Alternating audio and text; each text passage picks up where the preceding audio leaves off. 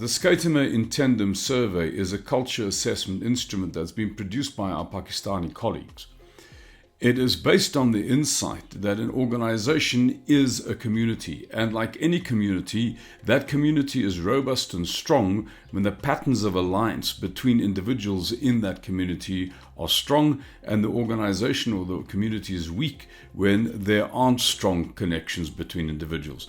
And we set out to assess those connections by looking at who people go to when they have a work-related problem.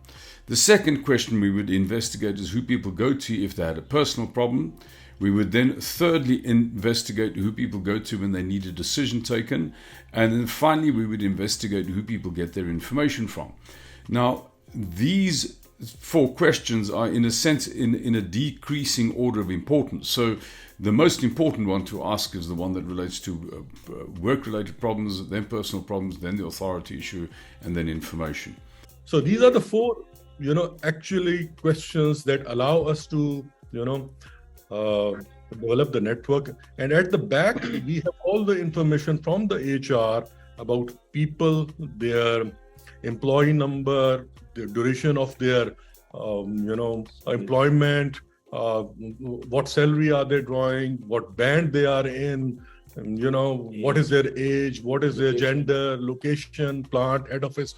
All this information is available. So this will enable us, we will see this thing to do the slicing and dicing of data as we like. Now, this is a screenshot of the question that people see. So not only that, they can, this is a drop-down list, you just write down the name here. And from the top-down, we have loaded all the data. They will pick the name of the person, and then they can pick more than one person, by the way. And they will also, give us the frequency of the interaction also.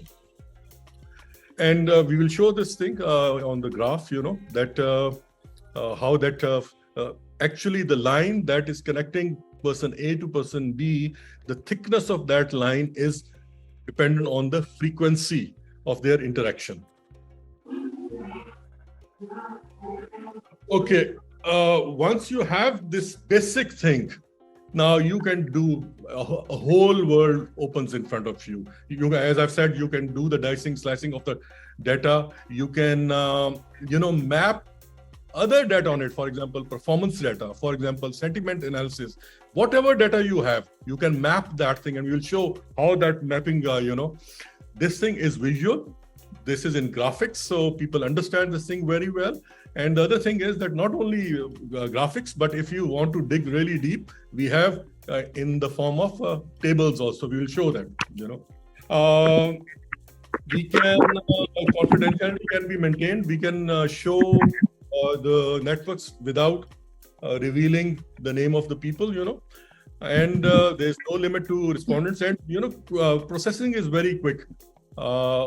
Because we will send a unique email to every person who is part of the survey, and they will just open on, and how much time it will take to fill 4 questions, for example.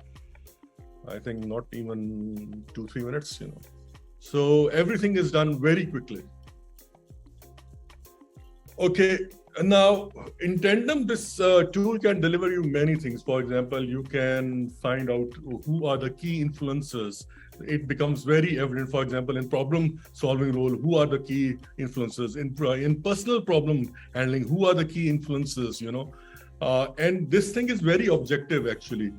I'm not saying that people are coming to me. People are saying that they come to me if they have a personal problem, or if they have work-related problem, or if they want to get some decision, or if they want to get some information. It will show you that who are the bridges. I just indicated about Shabazz in the previous slide. It will also show you who are the outliers, people who are on the periphery. We will see this thing also. You can actually, if you start combining the questions, for example, if you combine question number 1 and question number 2, you will get the natural leadership in the organization, because the people who are doing care and growth, for example, people who are problem solvers, as well as people who are,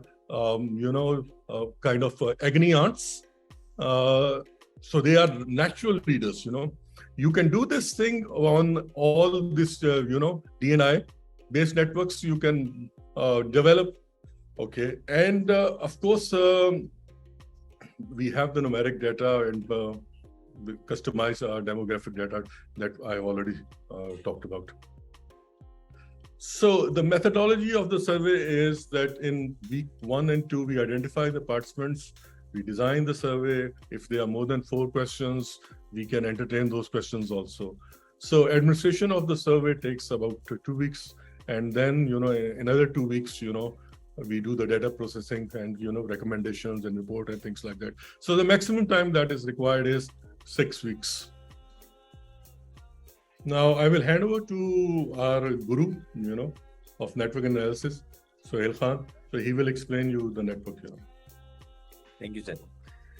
So here is an example of one of the network that I have extracted from our system, and because there are too many nodes in it, you can say, so there are too many people in this network. So there is no limitation on the tool that we can create a network for like 500 people, and we can create it for 50 people, and we can create it for 5,000 people or 50,000 people as well.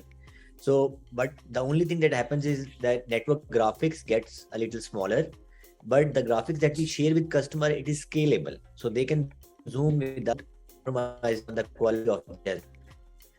I just pick in power that's not going to zoom in, but we also share that zoomable to the unlimited, you can say, level network as well. So at a glance, if I see this network, what is powerful about this tool is that it gives you a lot of messages just only by looking at it.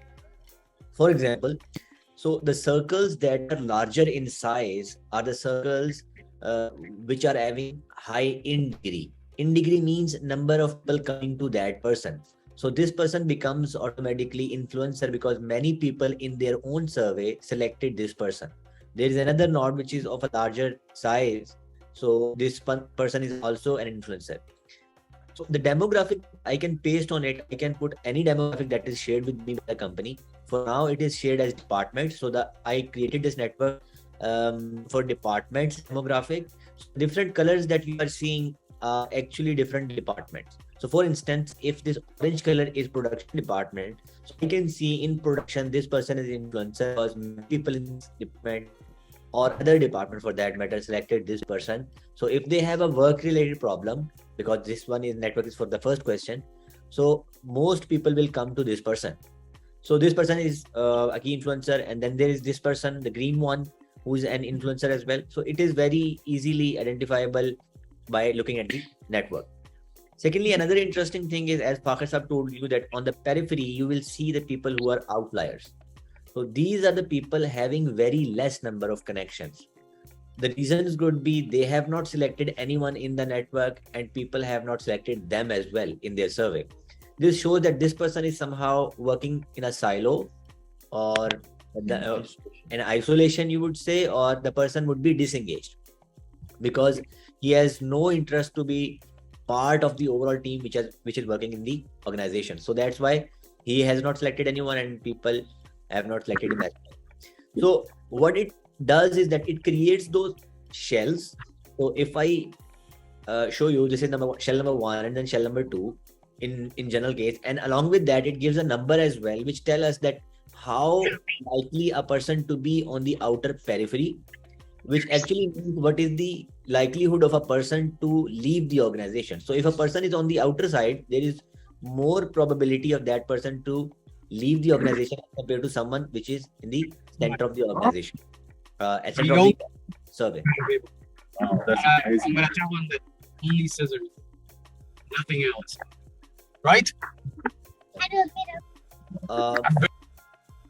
Okay, so this is an outlier which is obviously reflecting over here, which is on the outer side. I have just put an arrow on it as well. So we call it K shells. So the total number of out degree of that person is actually used for K shells. The details of that we can discuss in later time, but for now we do is that we run K shells from which we know that what is the turnover intention of that person, whether this person will leave the organization or not. Secondly, if another thing that which I can get by looking at it is the spread of the color. So for example, some of orange is available over here, which is one department, and some part of orange is available here as well. There are a few nodes in the upper side as well. This shows that these persons are connected to the other departments as well, because they are automatically taken to that area of the graph. And if you see a certain color on one portion only, this shows that the department is very closely connected to each other, but they are not well connected to people in the other part of the organization or any other department. They're like a clan. Yeah. So it shows you like clans existing in the organization or silos existing in the form of any demographic. For now, it is like department. So if there is one type of color in one portion of the graph, it shows that they are working in a silo. There is very less connection, or like a few people only connecting with the other department. So this, by looking at this, you can actually find out interaction between different departments as well. So as Fakhsab told you, we don't only give the network, because at time when the network gets bigger, it is a little difficult to interpret it. So we provide tabular data as well. So here, if you see in this example, the tabular data is telling me that what is the total degree available of the person, and I have ranked it accordingly. Total in degree, sorry. So in degree shows that this 59 people are coming to this person, so he is the influencer person. And then there is another thing which is we call as out degree. So Asim, if he is the person, so Asim is going to 13 different people, and the total degree actually tells the total network of that person. Like he's being approached by 59 people, and he is approaching 13 people. They could be the same people as well. You can see it in the graph or network. I will show you that thing on a live graph as well. And we can see another thing. If there is a mismatch between in degree and out degree, so this shows that so many people are coming to him, but he's going to relatively less people. So for example, this case. So if you see Ali, in this case, he has 59 people coming to him, and he's only going to 2 people. This can tell me a lot about this person. For instance, this person could be overloaded with the work, so he has no time to go to any other person, or there's a possibility he's controlling information which is needed by too many people and he's not sharing it, or you can say The workflow is not. the workflow is not right. So you can identify a lot of things by looking at this thing along with the network. So this thing is also shared. This table is also shared with the network. The interesting thing is that, for example, we picked up in one organization that this is too common in finance department, that people have a lot of in degree and some people had only 1 or 0 out degrees. So, and our finance department was a controlling function there, and there was a problem. Everything used to get stuck there. So let's see this thing from the network and also from the table.